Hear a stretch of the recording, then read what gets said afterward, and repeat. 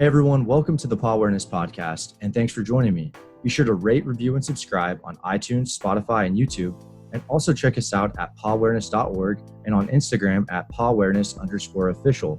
On Instagram, we are doing submissions for Pet of the Week, where you can submit your foster pet, and we'll pick one winner every month, and we'll give $200 to their choice of charity or foster. Thanks for watching, and I hope you enjoy this episode. Hey everyone, welcome to today's episode of the Pawareness Podcast. Today I'm going to be talking with Courtney Bellew with SNARR Northeast Rescue, and SNARR Northeast Rescue stands for Special Needs Animal Rescue and Rehabilitation. So go ahead and introduce yourself, the organization, and what it is that you guys specialize in. Well, thanks for having us today. I appreciate it. So my name is Courtney Bellew, and I am the founder of SNARR Northeast. We started our rescue. We're coming up on our 10-year anniversary in October of 2021. And our rescue started with one dog, happens to be my dog to this day, a deaf pit bull named Frankie. And we rescued him out of New York City Animal Care and Control by accident. And that's sort of what started SNARR. And here we are, a decade later. We've grown every year. And last year, we rescued over 1,500 animals. And what sets SNARR apart, from other rescues, all rescues are doing great things. But what sets us apart a little bit is that we focus on really high cost medical dogs, dogs that other rescues would turn away because, their costs are too high. Those are the dogs that we specialize in. So, a lot of the dogs that we rescue are truly dogs that wouldn't have had any other options. For someone, whether they've never been to a rescue or maybe they work at a rescue, what does that look like on a day-to-day basis? Like, how does that differ versus maybe the normal rescue environment, right? Like, obviously you have more expensive vet bills for one, but what does that kind of look like? On a logistics, on the logistics side of thing, it just means I'm on the phone a lot more. I'm constantly talking to veterinarians all over the country. I'm talking to fosters. Our foster coordinator is speaking to fosters. We're sending out medications daily. Because we're managing so many different medical cases at one time, it's a lot of phone calls and back and forth, and but it's just kind of what we do. So it's, part of the game. You mentioned before the call that you guys have been around for coming up on 10 years this October, right? Is that correct? And that's a while. What are some things that you've seen change in your almost decade in this space? I've seen a lot change, a lot for the good. And I think for me, the biggest has been just the social media explosion for rescue, and how it's really taken rescue to a whole new level. Dogs that are in tiny little shelters, in the middle of Arkansas, let's just say, for example, who never would have gotten a chance to get out otherwise. Now their pictures are being shared all over Facebook and all over Instagram. And it's giving, I think, millions more animals, a chance at being saved, which is awesome. You do have the flip side of social media as well, that has negatively affected rescue. I'll focus on the positive. So that's the biggest change that I've seen take place. I think in my 10 years is just, social media was in existence and was a part of the rescue when I started, but it's just kind of gone to a whole different level. And it's been, amazing for the animals. Yeah. And I like how on your guys' Instagram, you do a really good job of showcasing some of the families that have, this, dog is, adopted, or it's kind of rewarding for everyone to kind of see that final result. But dealing with such specialized cases, do you ever, what kind of families are taking in dogs that might be deaf, for example, or, a number of other cases that I wanted to get into, but what's your kind of target family or audience? Just to be clear, we do rescue perfectly healthy animals as well. Okay. Yeah, we do a ton of, dogs with really simple medical issues. Oh, okay, cool. So it's not only the complicated dogs that we take, although we do take a lot of those. We're also rescuing perfectly healthy animals as well that are just at risk of euthanasia or life on the streets. We deal a ton with Texas. And there's just an endless, amount of dogs to be saved there, both healthy and severe medical cases. But, that's one thing I feel that we really do well at SNARR is we match up these dogs with amazing families. And, it's interesting.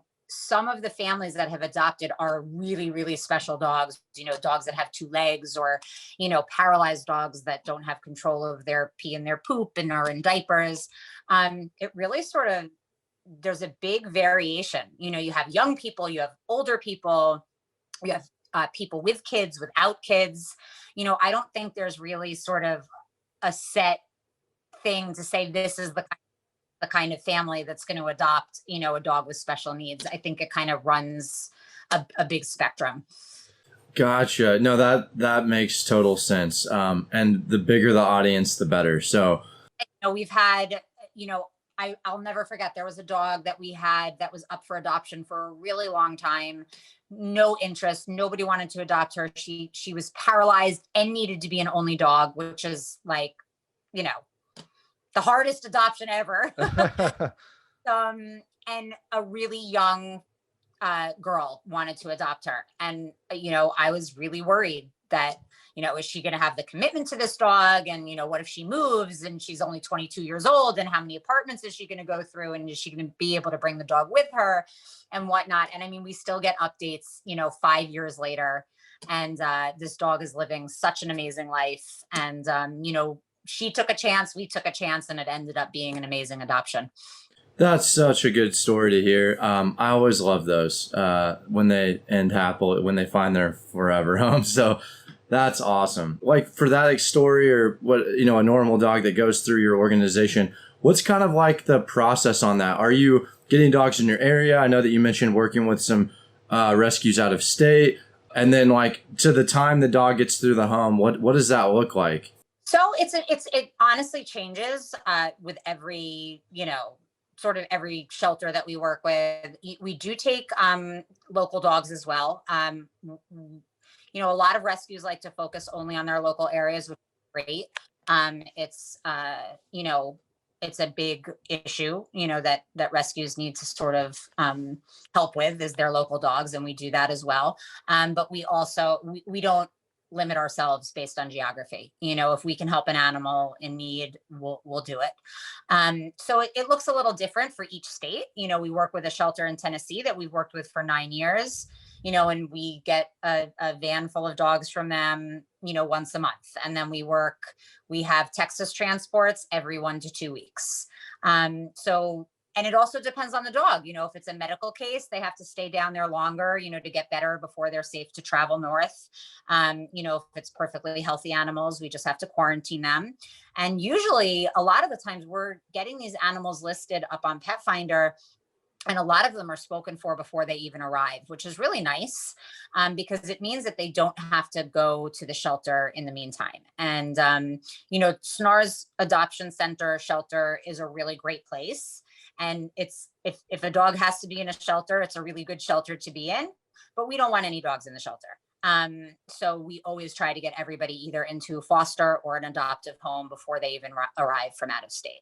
So it looks a little different, but I mean, usually on average, I would say when we rescue a dog to the time when the dog is getting adopted, if it's a healthy animal, we quarantine them for a couple of weeks. So by the time we rescue them and get them up to New York, I would say probably 3 to 4 weeks.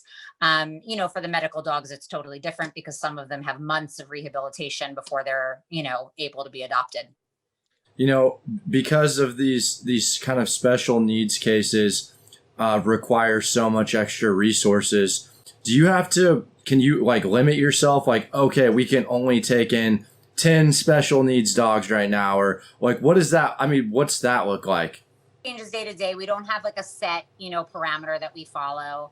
I'm the one that's in charge of, what dogs we say yes to and what dogs we say no to, and it's terrible. I mean, we get messages all day long from all over the country. And, there's honestly no real rhyme or reason to when I say yes or no. It's kind of just a gut feeling. I mean, obviously, if if our donations are up and, we're in a good financial position, I'll be more likely to take a $9,000, spinal case.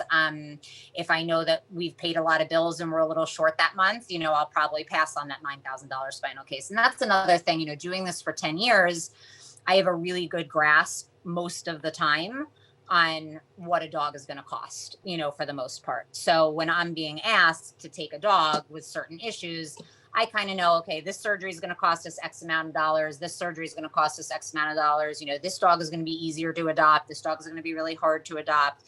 So all of those things kind of go into the decision. And sometimes honestly, I probably shouldn't say yes to dogs based on the cost of their medical expenses, but I know that I'm their only chance. And so sometimes I say yes, even when I probably shouldn't. That's really cool. I mean, that's, I guess a good thing that you do that, but no, thank goodness we've always been able to figure out the financial aspect of it. We've always been able to cover donations. When the rescue first started, me and my husband used to pay for everything ourselves. But thank goodness now, we have really generous donors. So it's a balance. It's a balance that I kind of, it's part of what I do by running the rescue, is trying to balance out what we're spending, what we're bringing in, and, trying to decide whether it's okay to take a big medical case at the time or not. Yeah, it sounds like a challenge, and it's, and I think your experience kind of puts you up to the task. And that kind of leads me into my next question is from your perspective and what you face on a day-to-day basis, what do you see as the biggest hurdle or biggest obstacle with your organization that you're facing? If you could just eliminate one problem, what would that be? One challenge, I would say, always the financial, always begging for donations, always needing financial support. Even when we're in a better place financially, that can all change. If you have one litter of puppies that breaks with parvo and they all end up needing to be hospitalized, or, you have a dog get hit by a car or something else, when we feel like we're in more of a secure position, that can change very quickly. So I think the biggest stress and the biggest challenge is always the financial end of things. Other than that, I think for me personally, the biggest challenge is that as much good as we do and as much good as all of these rescues do, unfortunately, it feels like we're not even making a drop in the bucket, which is frustrating. And, I wish that there were better laws, and I wish that there were more laws for animal rights and more laws for spay and neuter, because I just feel that no matter how hard we all work as rescues, unfortunately, if things don't change on the front end of things, we're never going to be able to solve the problem. That's such a great point. It's like you're really just a Band-Aid to this wound that won't heal because it kind of starts there. Or we rescue, honestly, you'd think, and don't get me wrong, I'm very proud of what we do, and it's my passion and it's what I do every day. And it's my greatest passion other than my husband and my children. But so I don't want to, discount that we're not doing a lot and that other rescues aren't doing a lot. But at the end of the day, we're really not making any difference in the grand scheme of things. We're making a huge difference to the animals that we rescue, but we're not changing the overall national and global problem of stray and abandoned animals. I completely get what you're saying. And I think these are conversations that need to be had. Like, this is important to talk about because, I get what you're saying. Like, maybe, these politicians or whoever's reading the stats, right? They're just like, oh, more and more rescues, more and more animals are being rescued. So why do we have to change anything? But it kind of needs to start at that higher up level. Do you think that'll ever happen? Do you think we'll see that? Like, is that going to be like one person can get in whatever branch of politics that is and can change it? Or do you think it's going to be? I think there's been some changes over the years. In the 10 years that I've been in rescue, I've seen some changes, but nothing drastic. And that concerns me, that in a decade, there really anything, drastic that I could feel really proud about with our government. Again, it's also federally versus locally, and everything else. It's just, and a lot of the problem falls on that you don't have the right to tell people that they have to spay and neuter their animals, which I just don't understand. I mean, I understand the legality of it, but I don't understand why they can't change that because it doesn't become the owner's personal problem. It becomes, the township's local, problem, or the rescue's problem. And so many animals die each year because there's not better laws in place. And it's just heartbreaking. Yeah, it's definitely, I think conversations that need to be had, and you make up some really great points. I'm excited to kind of see, what happens in this next decade, right? In this next decade, hopefully a lot more. Yeah. Exactly. And, hopefully they're having strides. I don't want to say that there's been no progress in 10 years, but not nearly enough. No, but I think that sense of urgency is what gets things done. Like even in my own business, because if you don't have that sense of urgency, like, hey guys, all you're saying is, hey, we can do more. Like we can, which I think is never a bad attitude to have. So I think that's awesome. And how can people reach out to you and help your organization? Where can they donate if they want to donate? Find us is either on Facebook, Instagram, or via our website, which is www.snarrnortheast.org, and it's all spelled out. And there you can fill out, a volunteer form if you want to volunteer locally at our shelter. We also always need people to help with processing applications. We have a lot of volunteers that work remotely to help us with processing applications and fundraising and, things like that. So you don't have to be local to us in order to help. Spreading the word. We always need financial donations. You can donate on our website, and all of the information is on our Facebook page as well, which is SNARR Animal Rescue Northeast is our Facebook page. And, we try to pride ourselves on being a very reachable organization. We try to get back to our emails. We try to get back to our Facebook messages. Unfortunately, my cell phone is the main number. Always taking calls, always on the calls. Yep. Yeah. So we're pretty reachable. If anybody wants to help. Yeah. And that's great. Great. Another big thing that we always need, first and foremost is always donations. We always need foster homes. That is something that we're always short on and that we're always begging for. It's a really nice way to get involved without a tremendous commitment, and without a long-term commitment. Puppies are usually, you're only fostering them for a few days, maybe 2 weeks at tops. Older dogs might take a little bit longer, but the rescue provides everything. We provide their healthcare, and if you need food for them, crates, bedding, everything else. And foster homes are pretty much just giving that animal a place to stay and a family to love them while we look for their forever family. And it's a really great way to be involved. And about that, does someone need to be within a certain vicinity of your rescue, or can they be outside of that vicinity? Well, so we actually do foster with a pretty broad reach. It's obviously easier to be local just because we have more of our vets local and things like that. But I mean, we have fosters in New Hampshire and Maine and Vermont and Connecticut and New Jersey and Pennsylvania and Delaware and, pretty much the whole Northeast.